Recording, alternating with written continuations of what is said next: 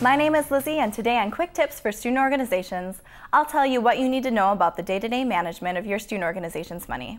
Whether you're a treasurer, president, or other organization officer, it's important to understand how to manage your organization's finances responsibly. Student organizations work hard for their money, and to keep your cash safe and secure, you have to find a bank that fits. When looking for the bank that's right for your organization, do your research. Ask about the bank's fees and perks, such as checking policies, debit cards and ATM fees, online banking, and the bank's location.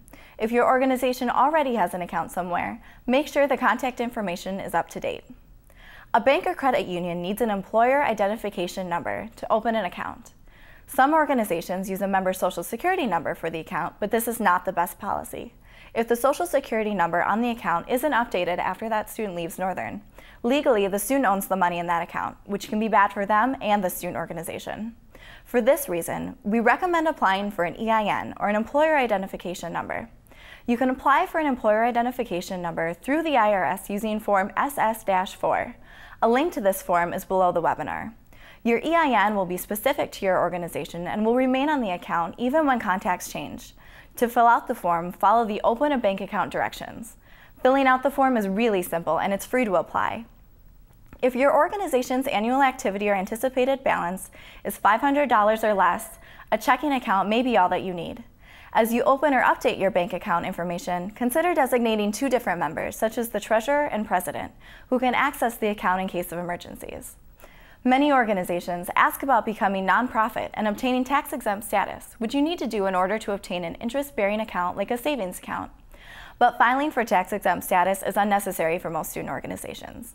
It is a very complex process, costs $300, and requires a lot of complicated paperwork. In most cases, paying to be tax-free doesn't equal the amount you'll save by doing it. While we have some information about filing for tax-exempt status on our Frequently Asked Questions page, visit the IRS website for more specific information. The most important aspect of managing your organization's money is to keep detailed and accurate records.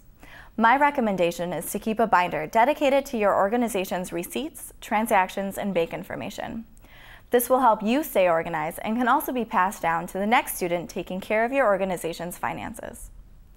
Whether your organization writes 2 checks or 200 checks, make sure your checkbook is always balanced.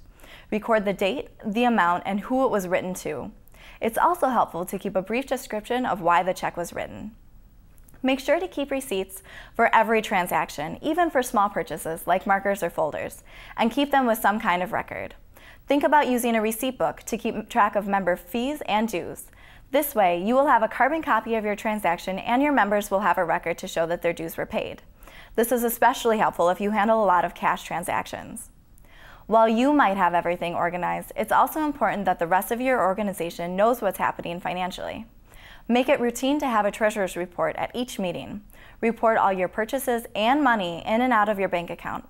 It's important that the treasurer has up-to-date information and shares it with other students in the organization so that everyone can have a better understanding of how much money is available for projects and events. We all know that after classes are done for the winter, school is the last thing on anyone's mind. For this reason, summer can cause a lot of confusion for student organizations. Checkbooks, bank information, and to-do lists can simply disappear. Before the school year ends, create a policy of where to keep your organization's financial records, checkbook, and credit or debit cards over the summer. Consider the security of the information, whether or not you will be coming back next year, and who will be taking over your position. Departments and advisors can be great places to store this information. Managing your organization's finances is a big responsibility and needs to be done right. Following these tips can help you stay organized. Thanks for watching, and for more information on how to keep your organization running strong, check out our other quick tips for student organizations.